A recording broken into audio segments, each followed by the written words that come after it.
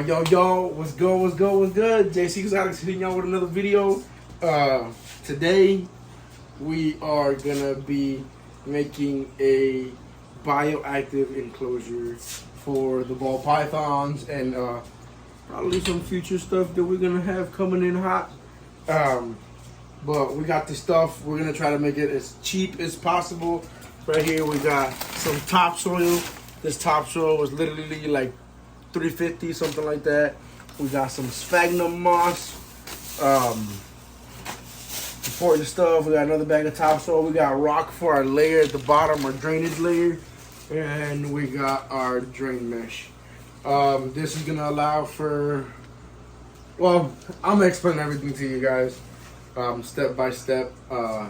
Right now, what I gotta do is mix the dirt with some cocoa fiber and stuff that I have. We're gonna do that here in a second, and we're gonna bring it off the ride. So let's do this. So I'm not usually the one, so I'm just gonna pause and tell you this. This guy does not know how to use a litter box properly. He flings litter out, and I just noticed it when I went to edit the videos and everything, that we have a pile of it on the ground. I promise it has not been in there long. It's been there literally since I think we came in. He was using it. So truthfully, we just need to clean it. But I just want to let you guys know that it's his fault because he's so big. When he scoops, he flings out piles. So, alright, back to the video. Alright, so right here we have some repti bark. We're gonna mix repti bark with some sphagnum moss that we got at the store. By the way, this stuff is actually relatively cheap. We're gonna get the topsoil. This topsoil has sphagnum moss in it, and usually when you're making like a bioactive enclosure, you would get sand and stuff like that and mix that in. But this also has sand in it, so this has two of the ingredients you need. So technically, you could probably just go away with getting just this bag and not getting the sphagnum moss or sand. But I got sphagnum moss just in case. I like just to have that extra sphagnum moss in there, and I didn't get extra sand. This has enough sand. And we're gonna make this on a budget. So, but yeah, we're just gonna pour some dirt in there. There's really no recipe, at least for me. There's no recipe as to how much you're gonna put in there. Okay, we're gonna try not to make a big mess, but we're gonna make a mess no matter what. And then we got, oh crap, that about to fall out in there. We have the Eco Bark. Well, Eco Earth is literally just blocks of stuff. You can get it on sale sometimes for like $6. That's what we ended up doing.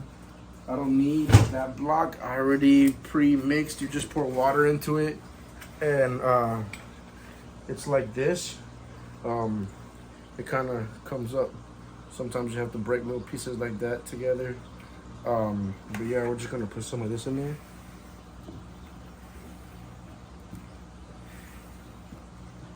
And we're gonna mix that up. Right there. Then you're literally just gonna grab and start mixing. Break this stuff apart. This has like really big pieces. So if you're doing like a small enclosure, like what I think they sell like 12 by 12 by 8s or whatever. If you're gonna do one of those enclosures, you might want to take the like bigger pieces out. But we're using 40-gallon breeders. And there we go, making a mess. I love you, honey.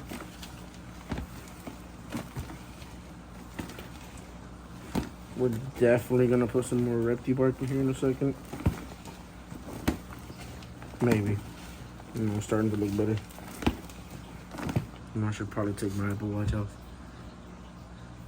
Make less mess. Alright, keep going.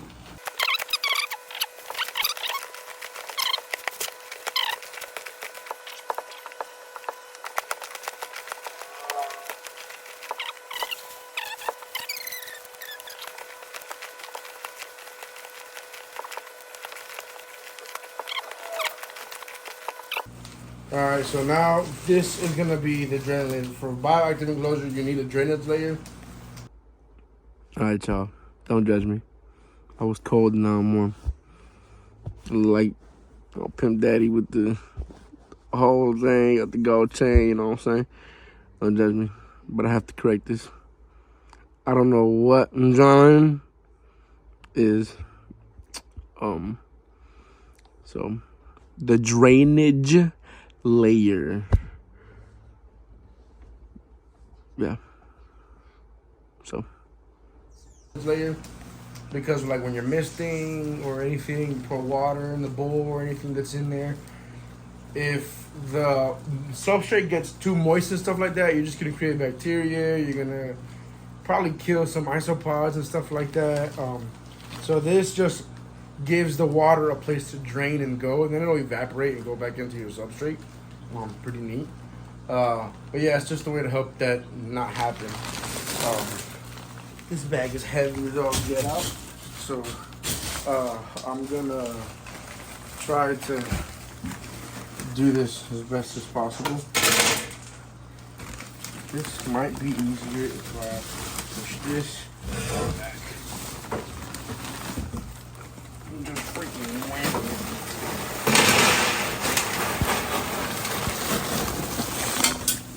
it. You don't want a thick layer,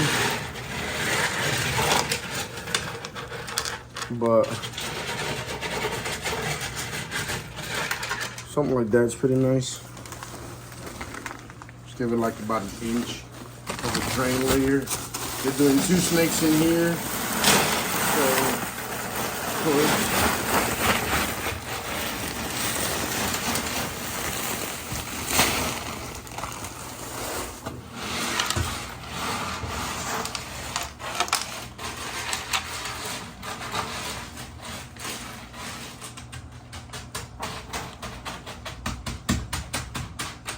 Try to get that as flat as possible.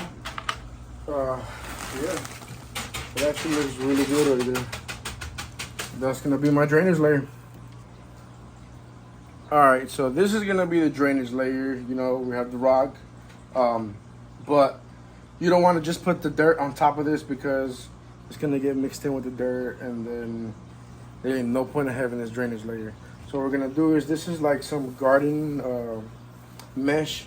It stops the weeds from growing. It's got little, I don't know if you can actually see that in the little tiny holes, but it's got little holes in them that lets the water go through, but not the dirt. I like to double layer it, because why not be safe? And then what I'm gonna do is I'm just gonna toss it in here, just like so. I don't want that much of a thick layer. I kind of like for, let me see what it feels, what it does if I move it this way. You kind of want a little bit of a lip, kind of like that, a little bit of a lip on the sides, because you want that dirt to not be able to pass as much as possible. That's the goal. Some dirt might get through, and it's okay, it's not gonna go well. But yeah, just like that. There she is. This is what it looks like. Alright, so this is what it looks like right there. You're gonna have that little lip on the edge things. So when you put that there, you have that little lip right there. But yeah, you got both sides done. You got that layer of drainage. It's looking good. Alright, so now we're just gonna put the dirt. This is kind of what it comes out looking like. This is beautiful, that's what you want. In my case, for some reason, I mixed. There's still some big pieces of sphagnum moss. I love saying that word, sphagnum. But yeah, there's this. It's looking good. I'm gonna come in here and we're just gonna dump some out.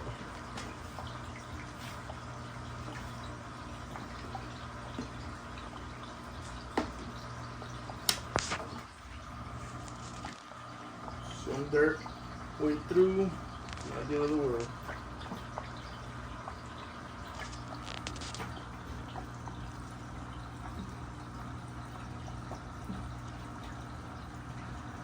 So it looks like right there.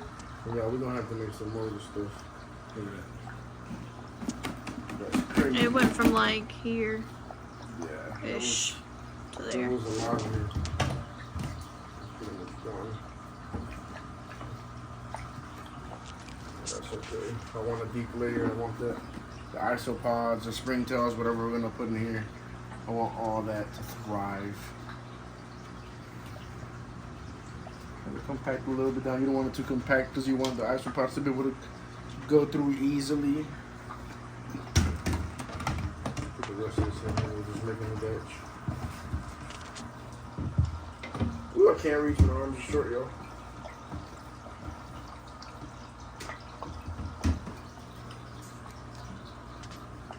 Alright, y'all. So I'm gonna go ahead and do the other side. And we'll get back to you. I'm gonna pour maybe a little bit more dirt on that side. But we got a dirt. So let's do it. Alright, y'all. So now we're gonna do some plants. I got some ferns. I forget the name for this one. And I left the ticket outside, so whatever this is, nice little tropical plants, I guess. I got this hide right here. So first what I'm gonna do is place the hide, because probably where the hide is gonna be is what's gonna determine where everything else is.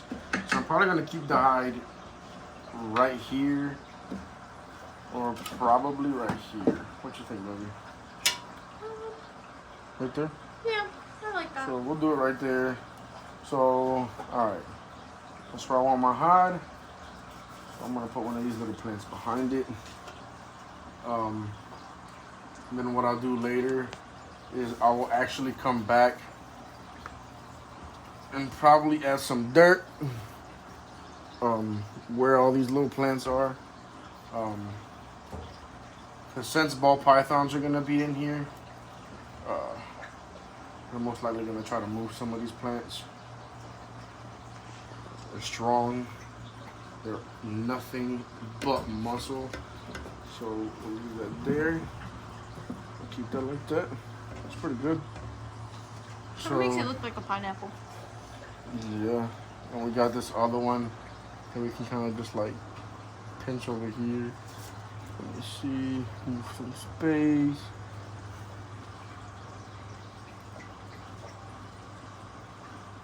You know, just kind of just decorate your tank how you feel. You don't have to be an artist to decorate a tank. Just do whatever you feel. You know, it doesn't have to be perfect. As long as you are satisfied with what you have done, do it. I'm gonna put this fern right here because I feel like that'd be a good spot for him.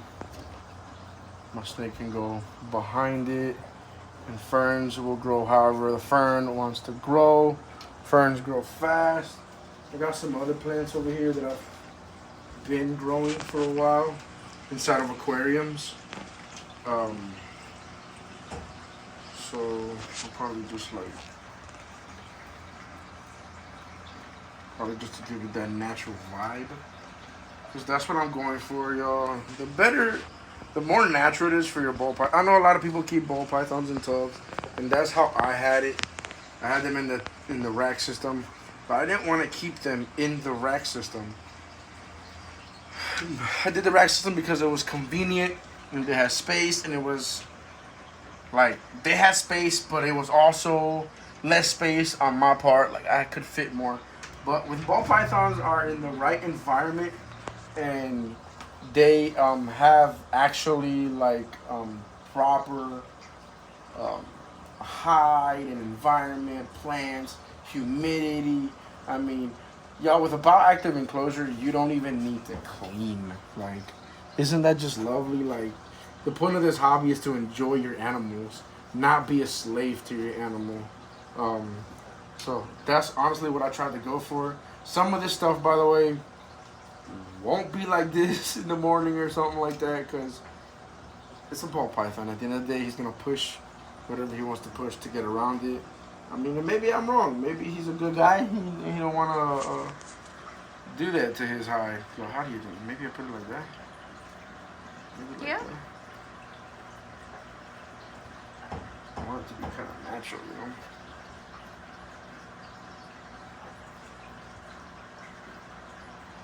I might go add some more substrate later. But y'all, that looks pretty nice. I mean, for a quick little vivarium bioactive enclosure, that's nice. Now, the last thing that we're gonna put right now, I gotta get springtails, but we do have the isopods. So when I got this enclosure, the guy actually gave me, he has a huge colony of By the way, dwarf. the shakiness was because the camera woman almost fell. Oh, I'm sorry, baby. These are dwarf dairy cow isopods, yo. Let's see. So I don't know if you guys can see them right there, but they are actually plain dead. When you move these guys, they stop moving. But you see how they're starting to move again? I'm trying to be ever so still just to see if I can get them to come back out. But look at that. All right, let's put them in their enclosure. Come closer here, if you can. Yo, and this came out of another bioactive enclosure. And look at this substrate. It looks just like mine. Ah, they're good, didn't I? All right, let's see. We get some of these guys to move.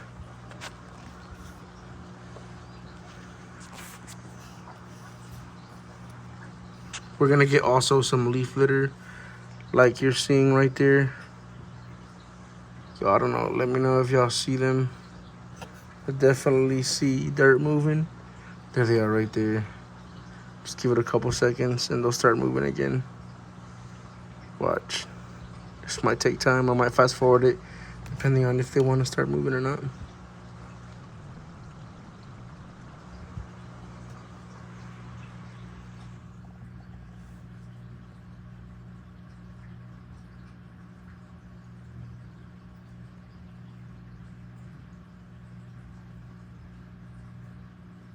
And they're moving. See that, y'all? Pretty cool. Pretty cool. But yeah, look at this thing from up high. Up high.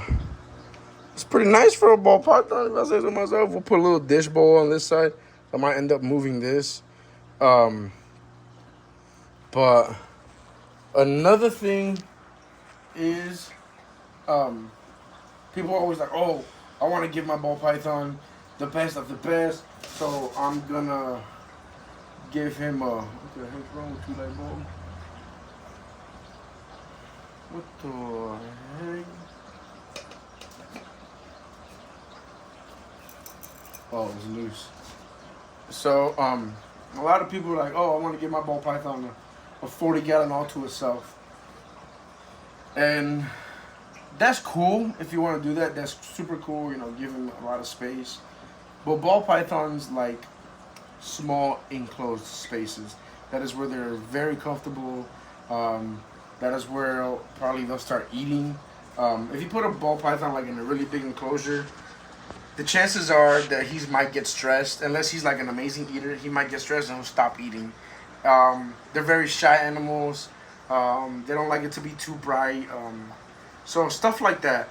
Ball pythons don't need a big enclosure. As long as they can come out and stretch, they're fine.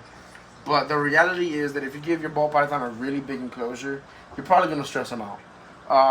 So people keep them in tubs, y'all. Tubs are super small.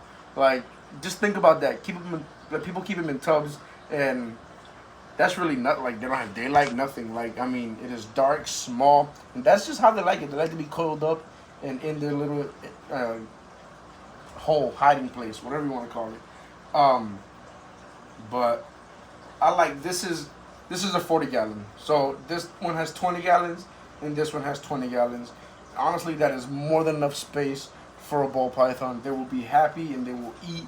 They will thrive. Give them some water, a place that they can like completely submerge themselves, and they'll be fine. So yeah, we got a water bowl. That water bowl is massive. I don't know if I'm gonna use it. But yeah, this is a beautiful setup. I'm gonna set up this one off camera just to kind of get things rolling. But you get the gist of it, y'all. This is beautiful. The ball python's gonna love it.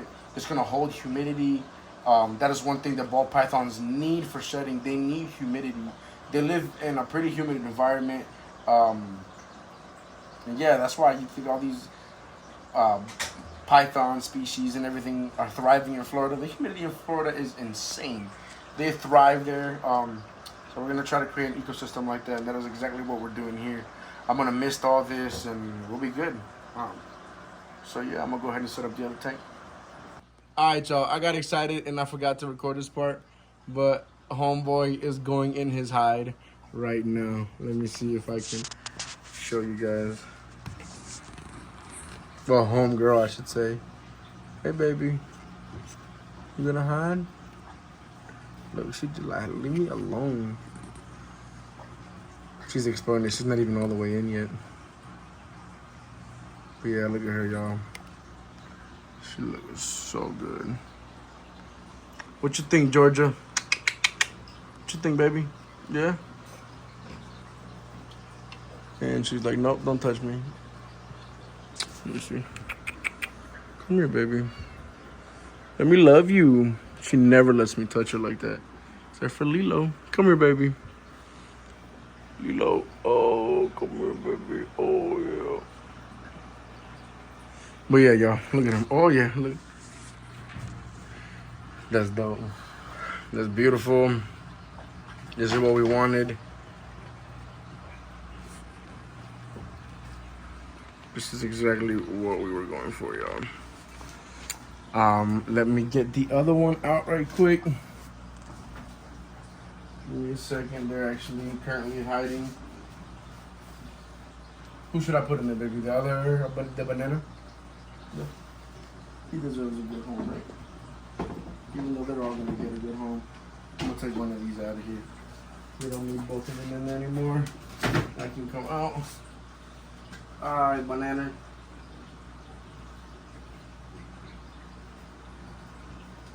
Alright, y'all.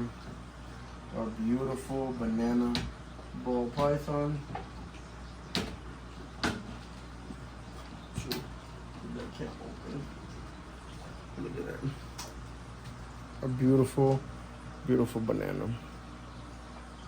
Let's go ahead and put him in his new environment. And that was quick.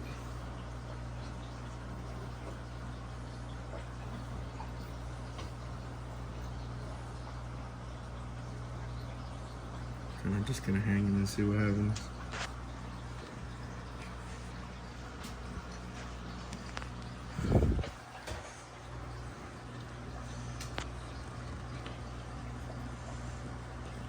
Homeboy drinking water now.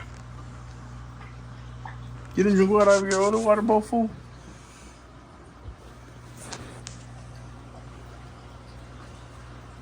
Look at that. That looks so good, y'all.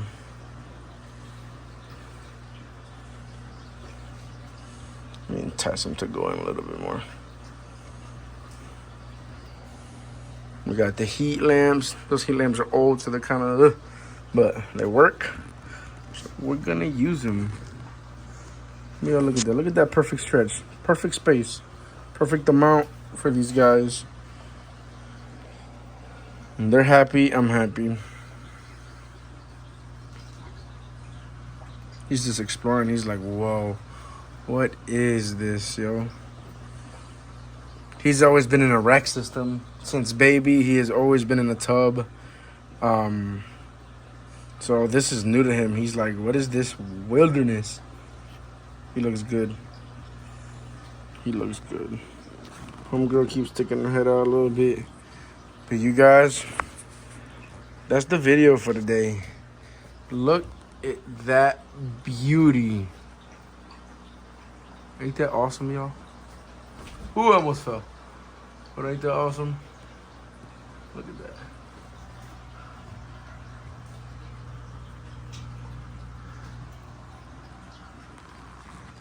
See if we can see homegirl in there. Probably not gonna be able to. Nope. She's hidden. But it looks good. I'm really happy with the outcome. You happy with the outcome? Yeah. Look at this. Look at this, y'all. Like, what is this? That is all he wants. He's huge, you guys. Like, he's massive cat. But, all right, my people. This was another video with JC Exotics. I hope you loved the video. I liked making this video. Odin was sleeping during this whole video. But this was nice. Look at this outcome, y'all. Beautiful, beautiful, beautiful bioactive enclosures for our ball pythons now. Next, we're gonna make one for the new desert ghost ball python. That's coming up. I'm probably gonna do that off camera, and then I'll show you guys the result of that one. But you guys, that's another video with JC Exotics. Like and subscribe. If you like this type of content, let us know. Like, subscribe. We're gonna keep making stuff like this.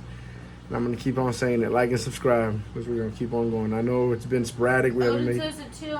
Like and subscribe. Yeah, I know it's been sporadic. It's been sporadic. We haven't made a lot of videos. A lot of things have been going on in our lives. Health problems and just a bunch of other stuff.